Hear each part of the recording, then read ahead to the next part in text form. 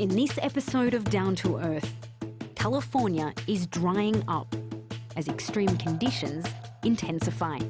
We are in an unprecedented, very serious situation. With water levels plummeting, technology steps in. Experts look for new ways to do more with less. In the past, we've been wasting water for no reason. South of the United States, a battle in Mexico to protect the national crop. Should corn be genetically modified to resist the ongoing drought? It hurts to know that this corn could be useful outside, and we still can't use it.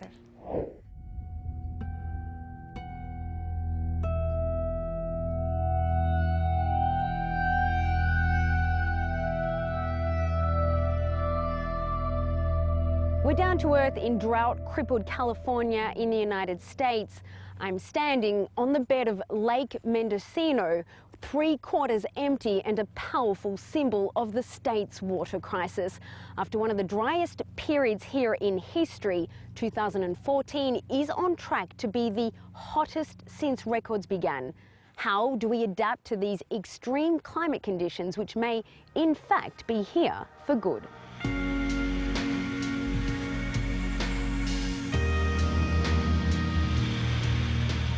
Today we're flying up to the Napa Valley, Sonoma, and we got a couple spots to do up towards Ukiah.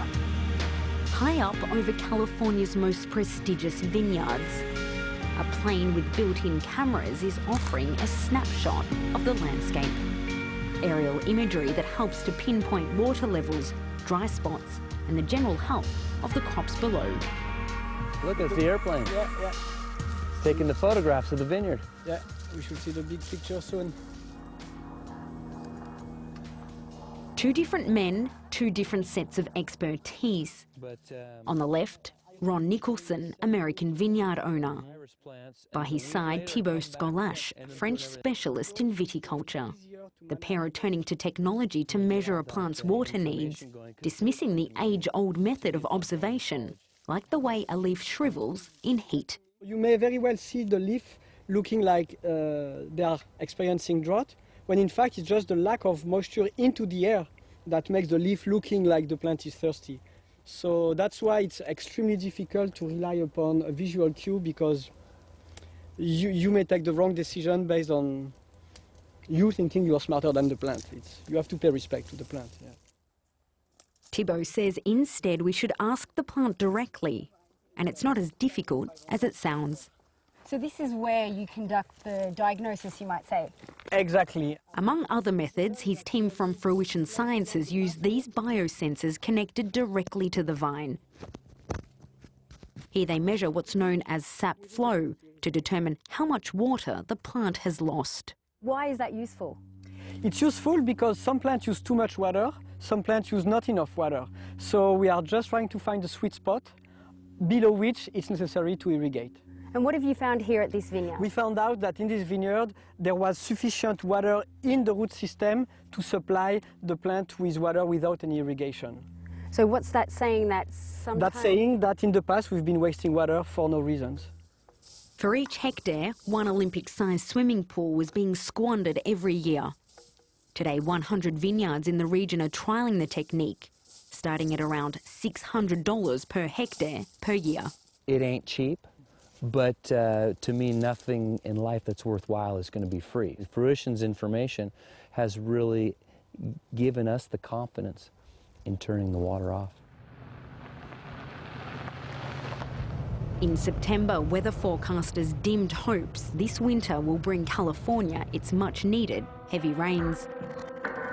These before and after photos capture the scale of the problem over a period of 3 years. Sunken lakes, shrunken marinas, and disappearing waterways.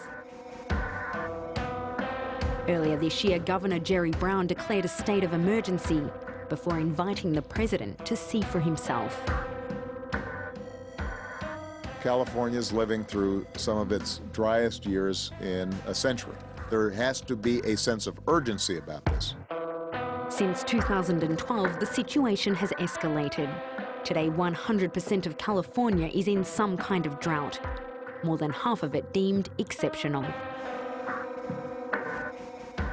agriculture has been hardest hit.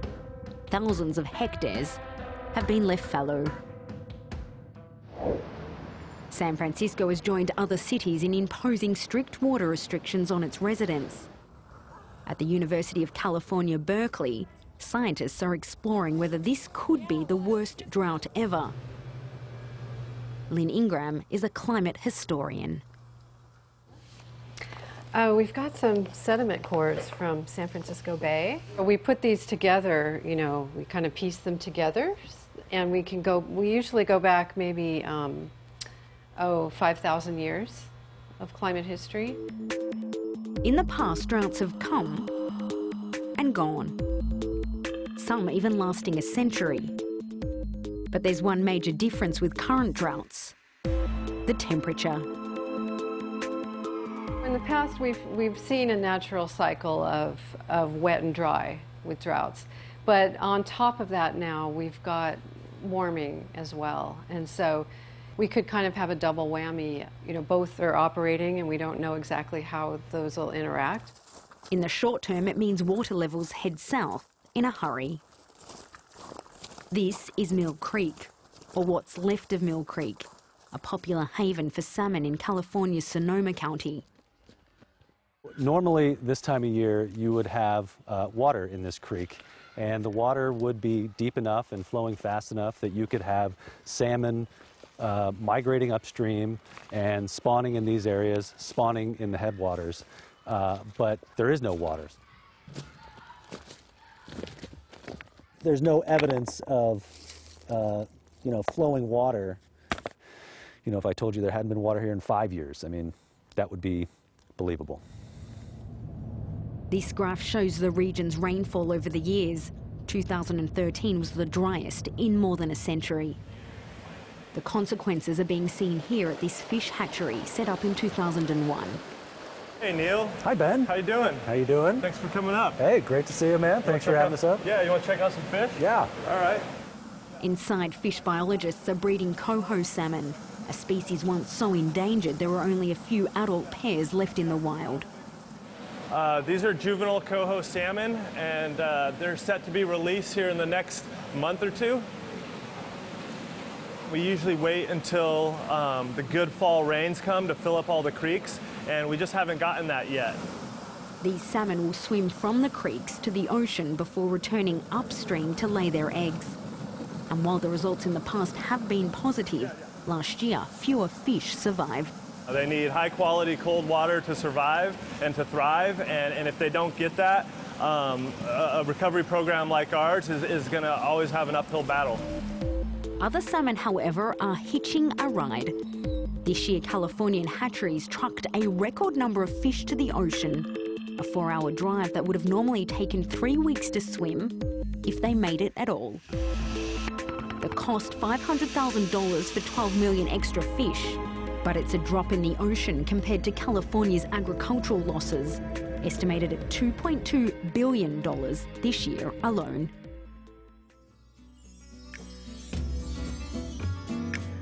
South of the US border, neighbouring Mexico is also parched, and the odds of it lasting longer are higher. Here in Mexico, there's one particular crop that the country holds dear to its heart. Corn is a staple for every Mexican family and held up as a cultural icon. But nearly 2/3 of the land that it's grown on is prone to drought. And just how to protect this crucial cereal is splitting the country in two. The battle is being fought in Mexico City, and it centres on genetically modified crops. Beatrice Choconosle-Cazares and her team at the Centre for Research and Advanced Studies have developed a strain of GM corn that can survive in extreme conditions. When we tested this strain in open fields, we found it requires 25% less water than conventional corn and can also resist temperatures as low as -1. It's ideal for the conditions we have in Mexico. These scientists have inhibited a gene in corn that makes the plant vulnerable to drought. Similar biotechnology has been embraced for other crops, including soya beans and cotton. And Beatrice firmly believes her country should develop this research further. We want to make a difference like what's been done in many other countries comparable to Mexico, such as Brazil and Argentina and even Korea, to have biotechnological independence. At the moment, we work with many pesticides and fertilizers imported from the United States, and we don't want to do that anymore. But unlike soya beans and cotton, the centre's corn has to be grown in this highly secure greenhouse. Right now, GM corn cannot be grown in the open, a reality that is difficult for Beatrice to accept. We're proud of this corn. Here we believe in Mexico that we're created from corn. So corn is a part of us too. It hurts to know that this corn could be useful outside and we still can't use it.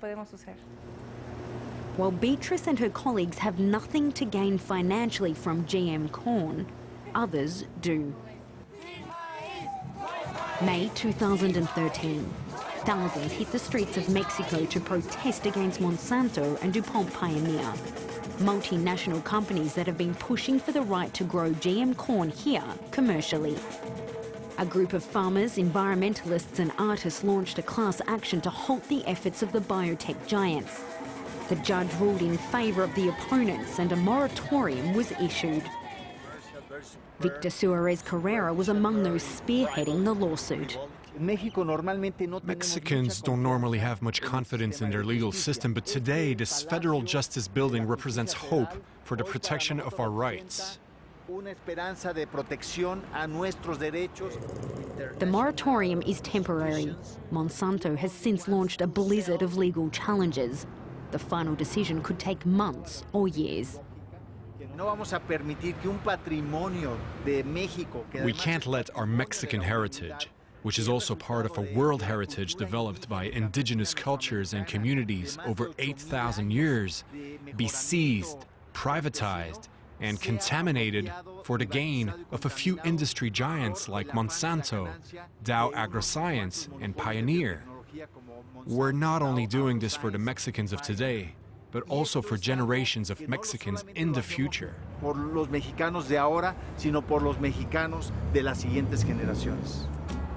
In the meantime, Mexico is developing its own solutions, ones that don't involve genetic modification. Today we're heading several hours north of the capital. We are in a region called Huichapan, in the state of Hidalgo. And this region is very affected by drought. Not a lot of crops can survive in this type of weather. Leonardo is an engineer just like his father. Together they run a company whose discovery has been touted as a potential cure for the drought. Marcos, ¿cómo estás? He brings us to meet Marcos, one of the farmers who's been convinced by his product known as solid rain, a powder that absorbs water. For each liter of water that I want to solidify, I just need to put it in the water. We can use it for any plant, for any crop. We have to wait for about 20 minutes that all the water becomes solidified. After a few minutes, as you can see, the polymer the material is working, and the water, it's almost solidified. It feels like gel, but it's still water. It's not something else. We're only changing, the change is only physical, not chemical. Marcos has been using the product on his crops for 2 years. Today, he's planting peas. I'm going to plant these seeds here in the trench. I'm going to place them in a way that will give them enough moisture and water for the plants to thrive. He then adds the solid rain. The super absorbent material will gradually release the water over the next 40 days. Here in this region, we have to try to find an optimal way to use the small amount of rain that we receive for agriculture. That's why I decided to use this technology, to make the best use of water. In the past, the most widely used application of the technology has been in disposable nappies, which also rely on absorption. Solid rain is different in that it is made from a less toxic polymer, potassium and not sodium. It is, however, still plastic.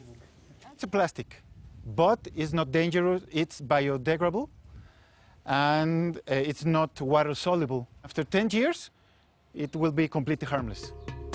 Solid rain has not yet been validated by the Mexican authorities, although an official trial is scheduled by the end of this year. Already the product is being sold in the United States, Africa, Europe and the United Arab Emirates, in countries that are too struggling to cope with little to no rain.